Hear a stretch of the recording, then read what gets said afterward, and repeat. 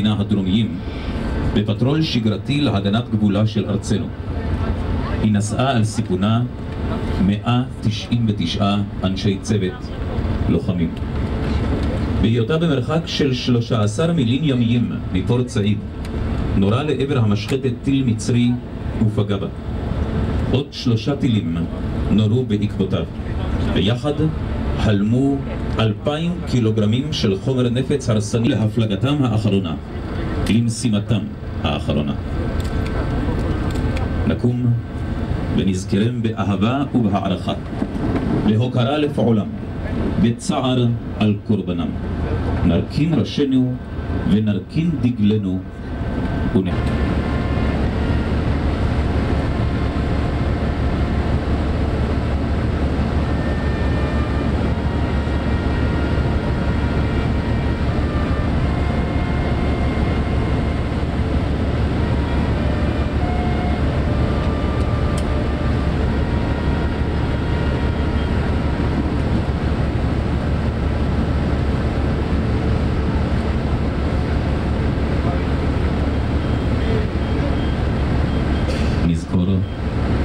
חברינו הלוחמים, אנשי המשחטת אילת, אשר מסרו נפשם במערכות ישראל. נזכור את כולם, יורדי ים אמיצים ומיומנים, אשר יצאו אל המלחמה החזקה, אשר עברו בכל נתיבותיה ומוקשיה, אשר צלחו באומץ ליבם ובתושייתם את מצוקותיה ומוראיה, אשר גברו בעוזם על מחסומי הפלדה, המים והסלע, והם לנו למופת ולסמל. נזכור את רעינו הלוחמים אשר הוקלו באש המערכה, בעוד אש התקווה לשלום יוקדת בליבם.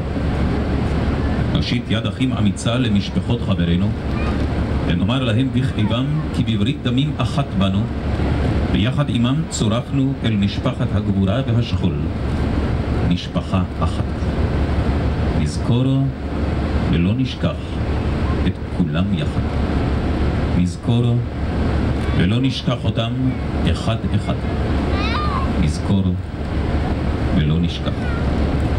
יחרטו שמותיהם לעד על לוח ליבו של עם ישראל. לדור ודור ינון שמם בין הגיבורים. תהי נשמתם צרורה בצרור החיים.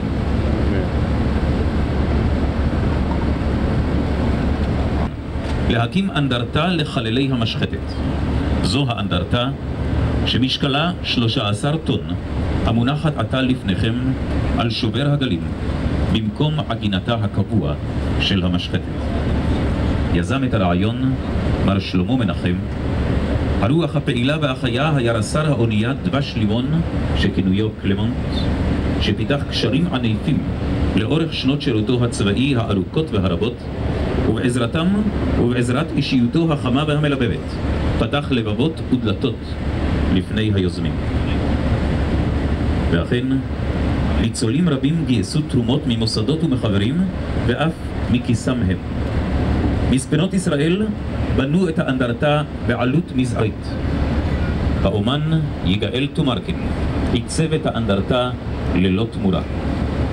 הסיוע ההנדסי ניתן על ידי חברת המהנדסים ירון שמעוני. מפקדת חיל הים, בתמיכתו של מפקד החיל, ליוותה את השלבים השונים למין עצם העלאת הרעיון טרם יצא מן הכוח אל הפועל, בתמיכה ובעידוד, והיא שהעלתה את רעיון ההפלגה אל מול חוף פורט סעיד. ההפלגה תתאפשר הודות לחברת כספי ספנות, שעשתה מעשה נדיב ואציל בכך שהעמידה אוניית נוסעים זו כתרומה למשך 20 שעות השהייה עליה, ובאירוח מלא וגם לצורכי הטקס הזה. רשת מלונות טבריה בזיכרון עומד כאן גלעד, בנוי ממצוף המסמל דמותכם הממאנת לשקוע, גבורתכם כחרטום זקוף ושמכם כעוגן בדברי ימי הימים.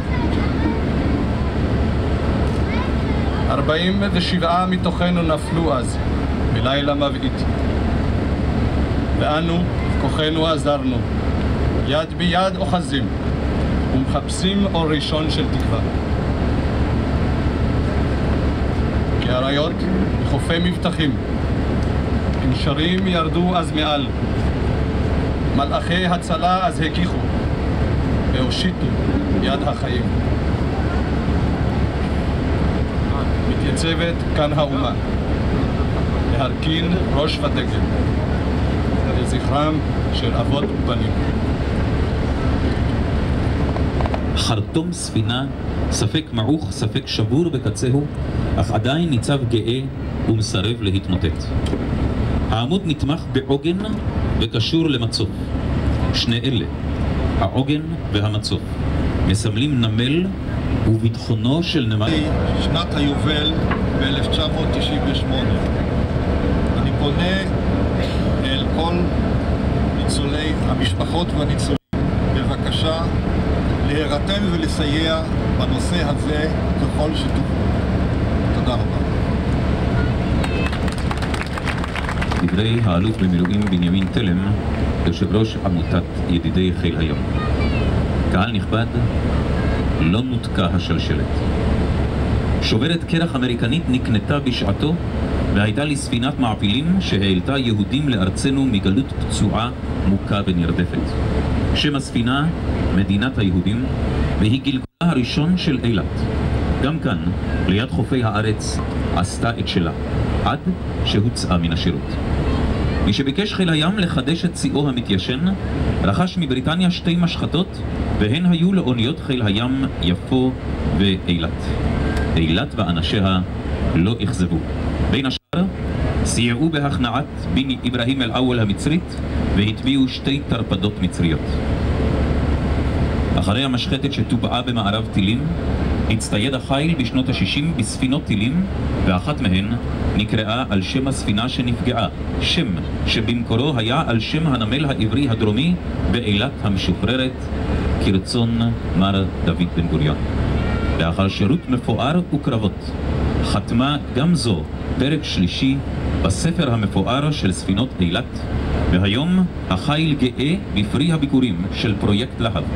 אוניית חיל הים אילת מדגם סער 5 ומטיפוס קורבטה, מענה לצרכיה הביטחוניים הימיים העתידיים של מדינת ישראל בשנות ה-2000.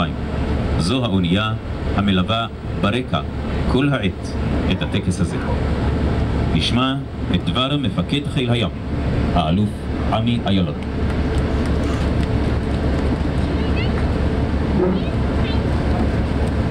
אדוני הנשיא, משפחות יקרות, האלוף בנימין תלם, אנשי המשחטת אילת והמשרתים בחיל הים.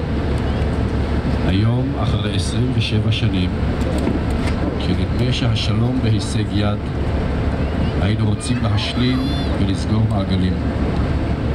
לסגור את מעגל אוניית חיל הים אילת פירושו להסיר הלוט מאנדרטה לזכר חללי המשחטת אילת, להפליג משפחות, נשים, הורים, ילדים ונכדים עם משפחות הניצלים למימי הקרב, לפזר פרחים על המים ולשאת תפילה, ובעיקר לזכור תמיד את האנשים, בנים, בעלים והורים, חברינו שנפלו באוקטובר 1967 באחי אילת. דרך סיפור הגבורה והמוות וזיכרון הברזל והאבן שאנו חושפים היום על שובר הגלים של נמל חיפה, נסגר סיפורה של המשחטת אילת והופך לחלק ממורשת חיל הים. ואנו נפליג על אוניית הטילים אילת החדשה ונספר את הסיפור תמיד. דבר מפקד חיל הים, האלוף עמי איילון. משפחות יקרות, ניצולים ושאר המכובדים, ההיסטוריה מתעתעת ומשחקת בנו, וכנראה שנגזר עלינו לעבור משמחה לשמחה, מניצחון לניצחון ומאבל לאבל. והיום אבל כואב וזועם עם ישראל על מה שקרה בתל אביב. הוא גם תוהה ושואל, אולי אני ארשה לעצמי במילים ספורות לתת את דוגמת חיל הים שהחיל שעשה יש מאין יותר מכל זרוע אחרת בצה"ל, שסבל יותר מכל זרוע אחרת בתקציבים מועטים, ואני יודע זאת אולי יותר טוב מכל אחד שיושב.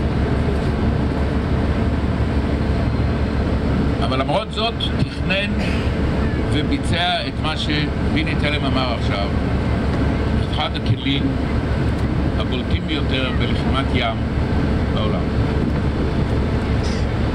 אנחנו צריכים גם כן לשאול את עצמנו תמיד אם יש לנו בעיה, איך פותרים אותה. אם ניקח דוגמה מהמאמץ שעשו מפקדי חיל הים, קציניו ומתכנניו ב-35 שנה, 40 שנה, יושבים פה המתכננים וההרוגים והחוזים, ומצאו פתרונות שאחד מהם צפה ושטה במלוא הדרה כאן, מסר 5 אילת.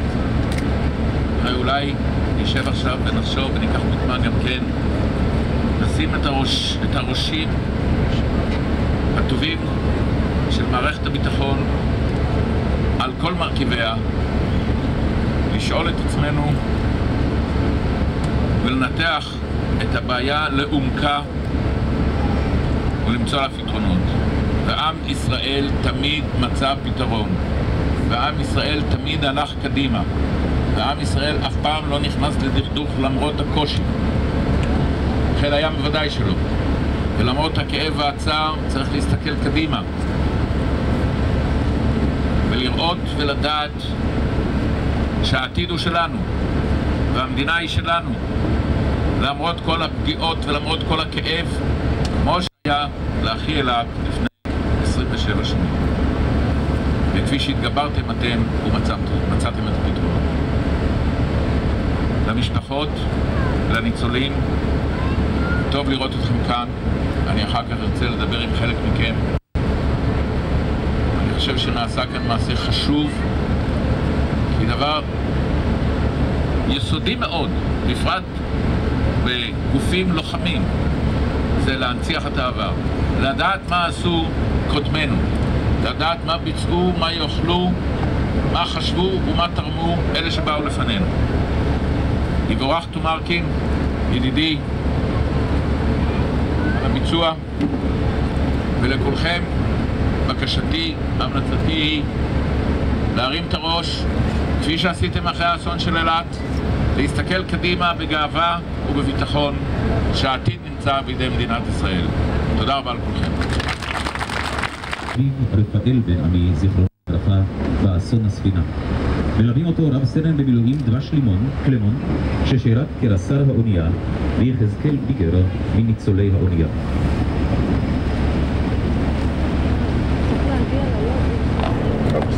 לספינה הבת, דור ההמשך, צפרה את ספירת ההוקרה וההערכה והכבוד שלו.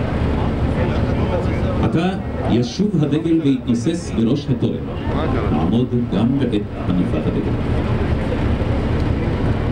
משמר יעבור לדום, משמר, דום, משמר ידגל פשטו, דגל,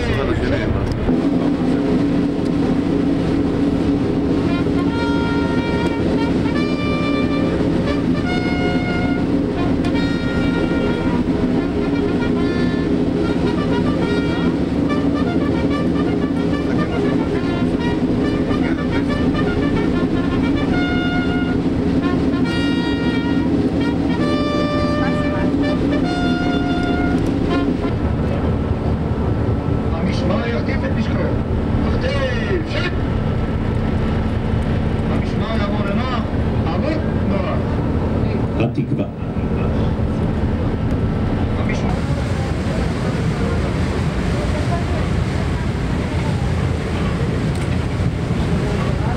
זה לא יצא טוב. כן, זה רחוק גם לוידאו. בכל זאת רואים אותה. כבר רואים אותה. בואו נצלם אתכם.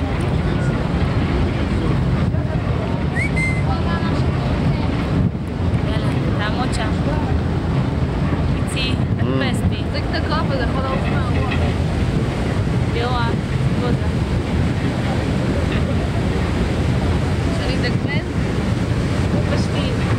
את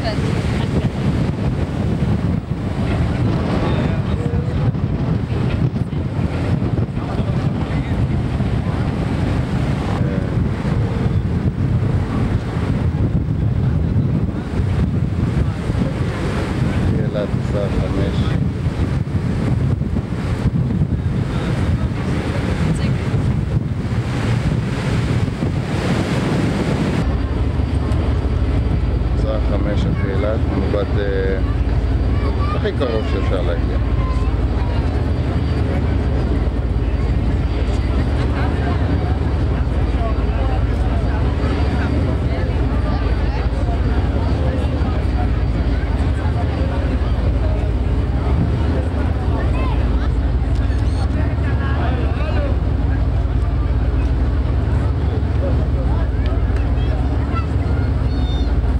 משפחות קהל נכבד, אנא שבו בבקשה.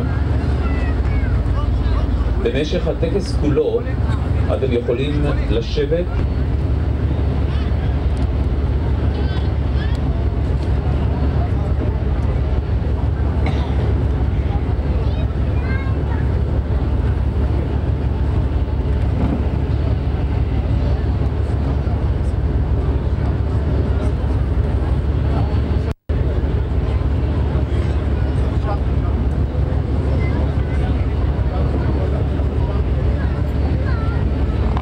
צוות אילת הפגין תושייה וגבורה במשימותיו במשך כל שנות שירותה של המשחטת. הצוות גם נאבק בגבורה בגלי הים ובמוראותיו לאחר הפגיעה האנושה. האפוס של אחי אילת נלמד וילמד על ידי לוחמי חיל הים לדורותיהם. דווקא סיפור טיבועה של האונייה ומותם של אנשיה היו לכוח שדחף את חיל הים להתעצם ולגדול ולהיות זרוע ימית שמדינת ישראל יכולה להתגאות בה. מאת בנימין הלוי. וזו הדרך בה עברו כל אלה שעברו, וכאן ושם אולי אשר נותרו ולא נותרו. כן, זה המקום, וגם היום שלהי הסתיו, ברוח אבל אחרת, וגם בנו. כן, זה המקום, בנו.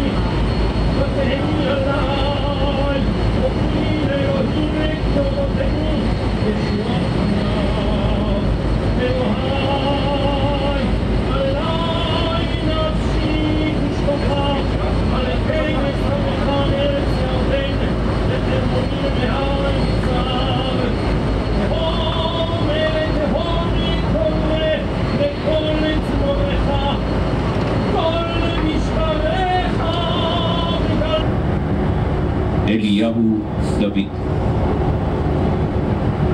יוסף וודניצקי,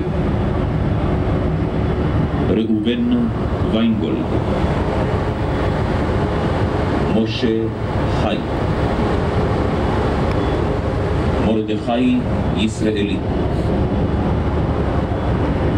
אלכסנדר כהן, יגאל כהן, יעקב כהן, מנחם כהן, אברהם כספי, דוד לוי, יעקב ליק, משה מזרחי בן יצחק ושרה, משה מזרחי בן רחמים ורחל, יעקב מנס מצנר, אורי מנחם, יהודה מרקוביץ', אלי נאור, רמי רימונד נבר, אלכסנדר ניסטור, רחמים קלמנט סבן, דוב בוריס סושין, חיים סגל, צדוק אורקבי, יעקב פלומניק, יוסף פלוריאן, אברהם פרידמן, שמואל צלמי, יוסי טיבריו קופל,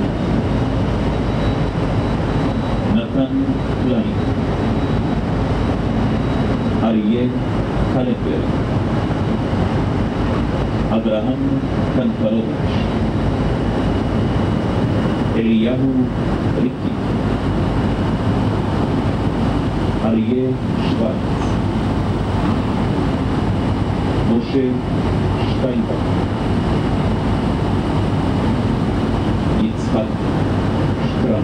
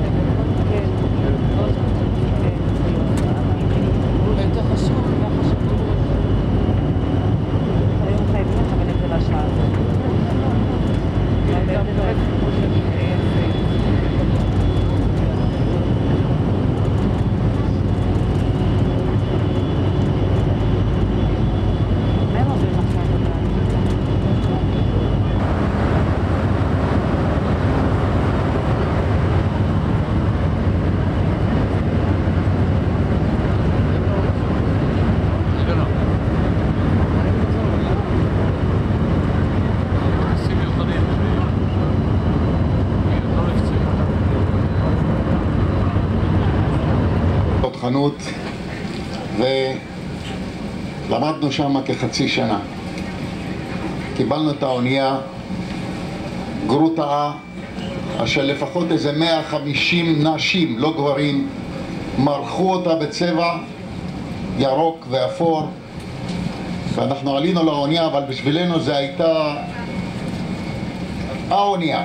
אחרי שהיינו על קוף 28 כ4 שנים, קיבלנו משחטת שיורה על ידי לחיצה של חשמל.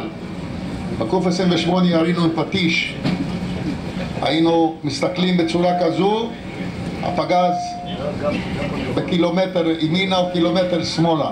פתאום אנחנו יורים עם תותחים חשמליים, עם תותחי בופורס. אלי שרביט, גש בבקשה לגשר. למהר. אלי שרביט, תעלה בבקשה לגשר, תודה. עלינו לאונייה, שמחנו, תאמינו לי שהייתה, הפסקתי אף האונייה, לא הפסקתי. הקרבות של אברהים אל-אוול שראיתם, הקרב על הסטרים, הפלגות מבצעיות, הפלגות כיף, תחרויות ספורט, כדורגל, תמיד אחי אילת זכתה. צוות של 9 מפקדים, תתחילו ממנחם כהן זכרונו לברכה, יש ביניהם 2 מפקדים כאן, סגן אלוף אלכס שור וסגן אלוף נצי קוטיאל, הם נמצאים כאן בינינו. היתר ומפקד האונייה שושן, זה השלישי והאחרון. אשר הכרתי את שושן ב-1953 שהבאנו את ברון דה רוטשילד ועשינו הפלגה ביחד לפריס. ב-20 באוקטובר אתה ישבת בבית, מדוע לא הצטרפת להפלגה האחרונה? האמת, 20 באוקטובר בבוקר קמתי ואלוהים רצה שאני אשאר אולי בחיים.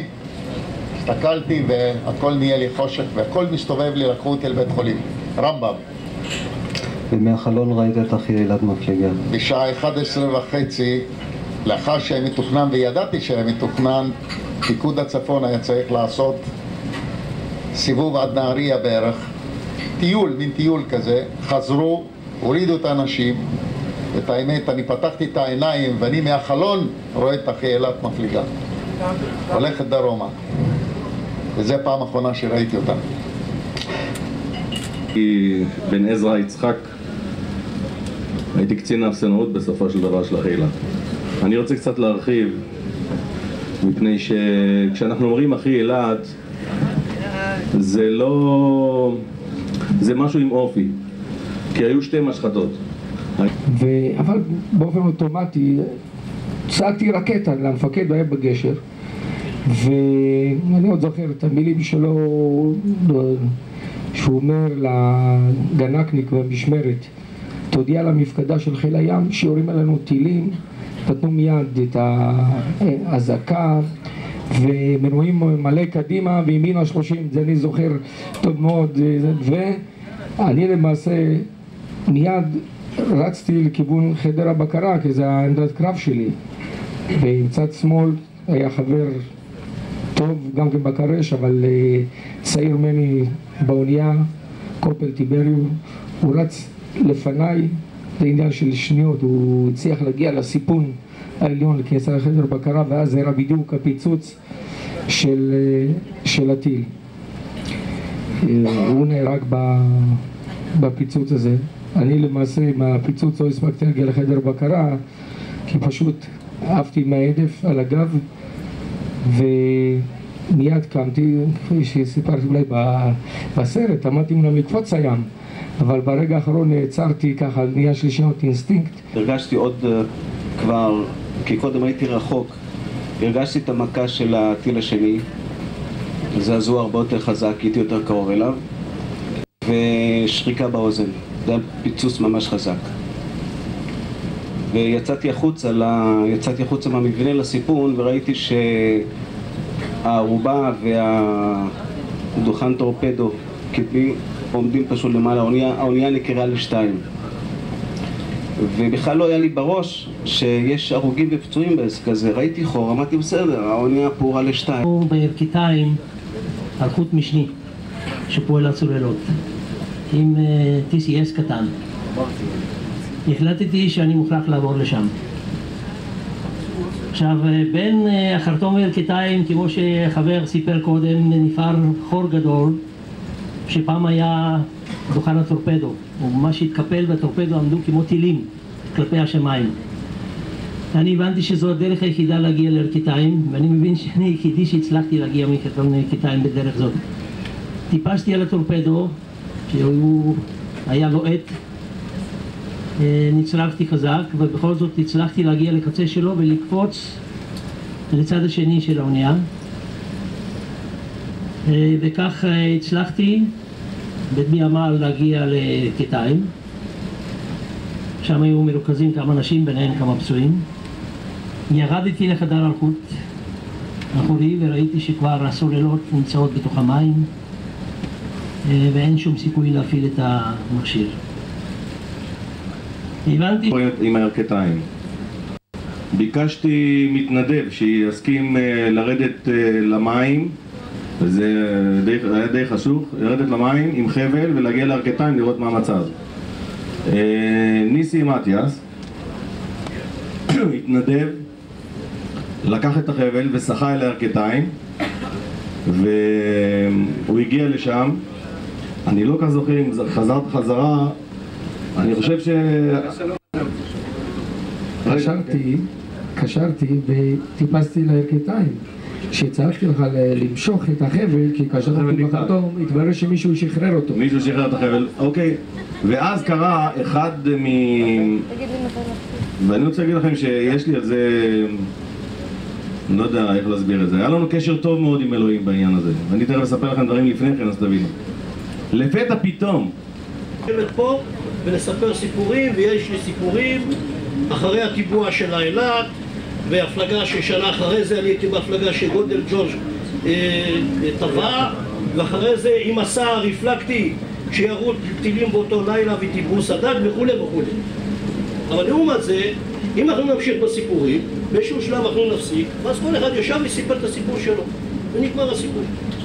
אני לפני 2-3 פגשתי פה משפחה שכולה שהבן שלהם שירת אצלי במחלקה, ואני נשאלתי, אתה ראית איך זה קרה, לא קרה?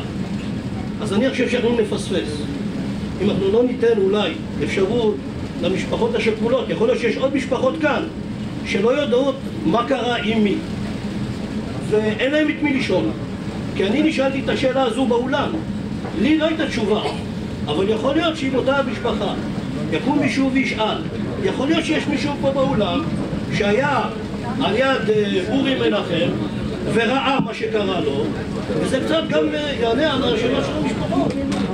אני התקלקלה, יוסי גולדנברג הלך לתקן את החלק, להביא חלק, לאלתר משהו, להביא חלק, אוקיי. וכידוע, חדר העבודה שלו, מישהו זוכר עדיין, היה ליד משרד הרס"ר. משרד הרס"ר היה על יד הערובה. וכנראה שבטיל הראשון זה תפס אותו בחדר העבודה שלו. לא נכון.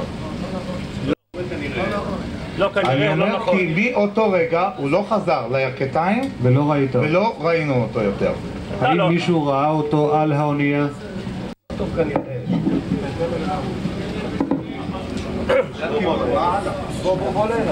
השני פגע בצד שמאל, בעמדה של 05 בצד שמאל, השכב לאורך הרלינג זה רב סמל יוסי גולדברג. אני קראתי לעמי החובש לבדוק אותו, בדק אותו, אמר הוא מת. זה היה סיפור בזמן העניין.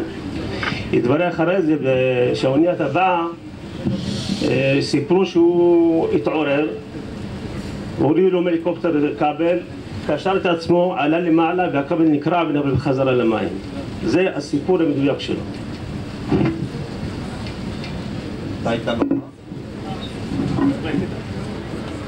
האם למישהו מבני המשפחות יש עוד פנייה או בקשה? בבקשה. כן, שלום ברנע.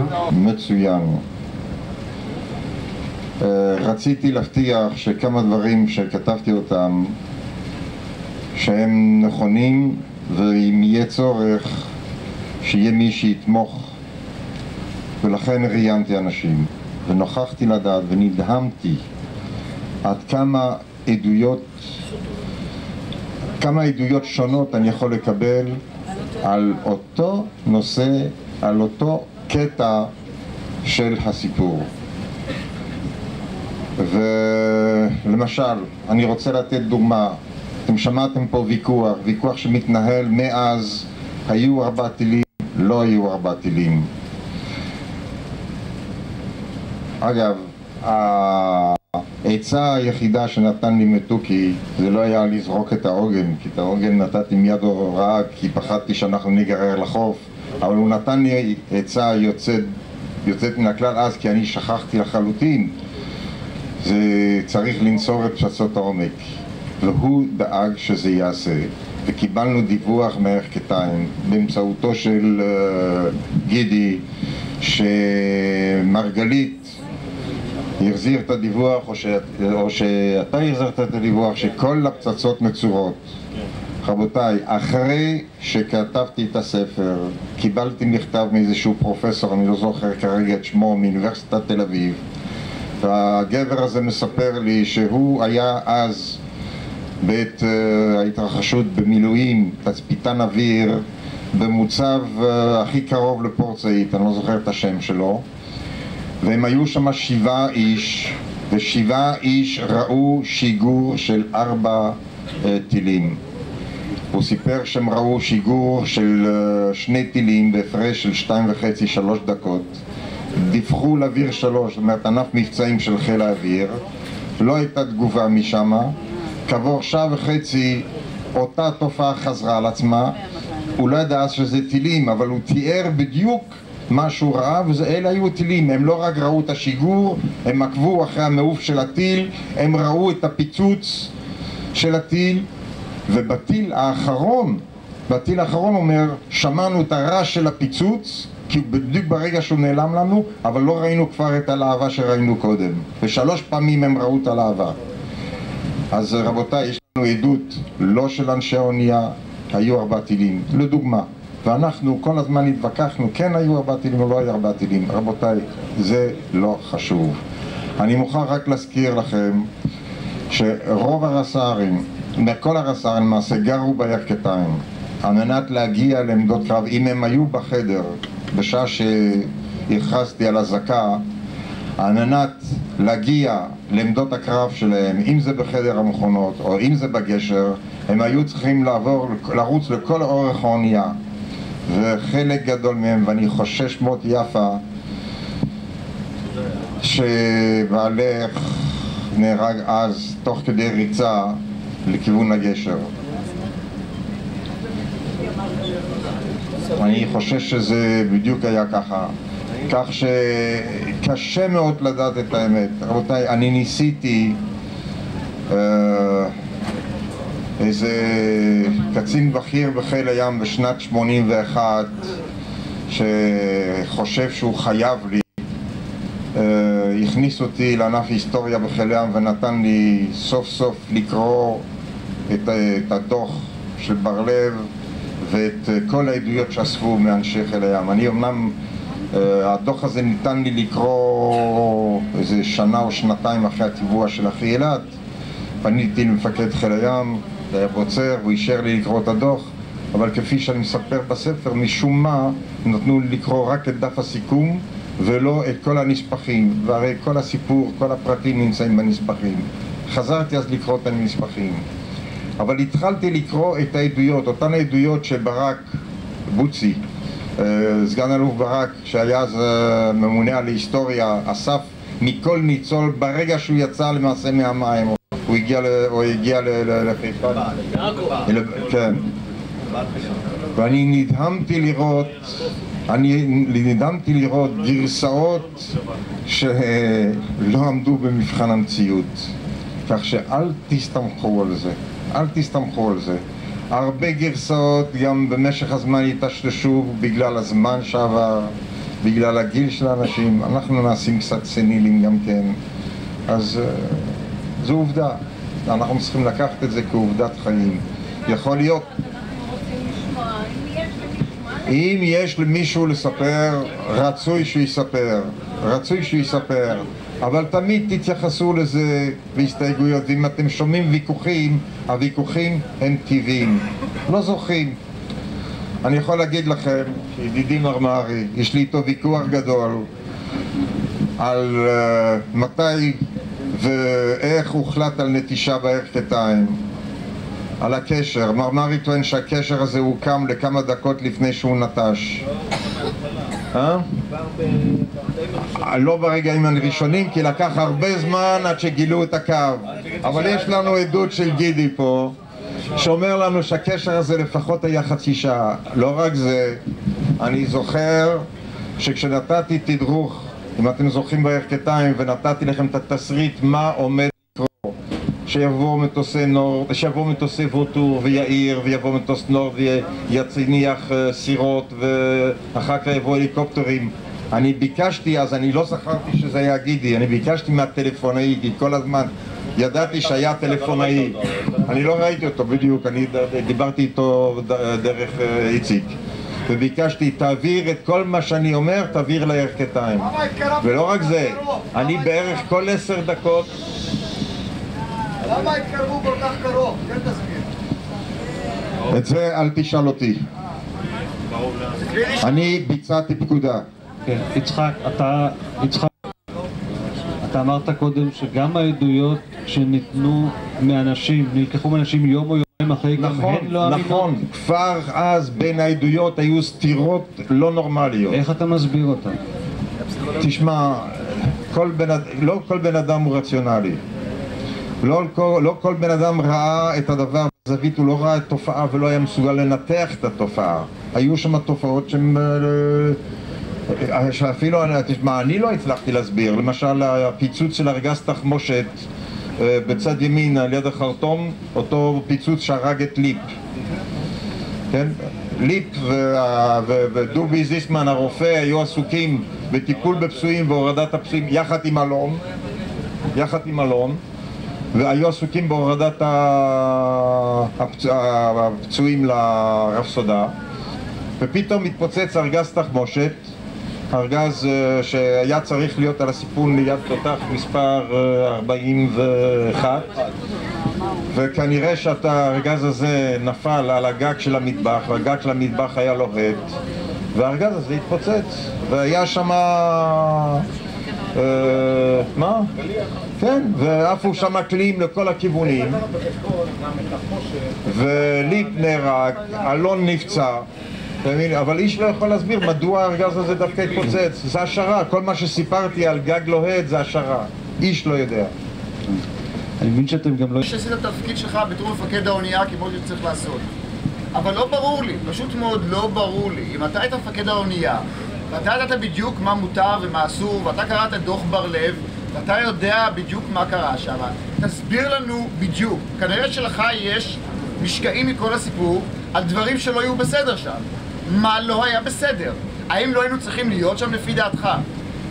האם כן היינו צריכים להיות שם? מה בדיוק הבעיה שלך עם כל מה שקרה עם אחי אליי? תראה, את הספר שלי קראת?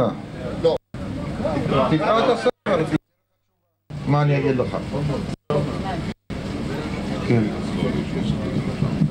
טוב, אני רוצה לחזור לשאלה לגבי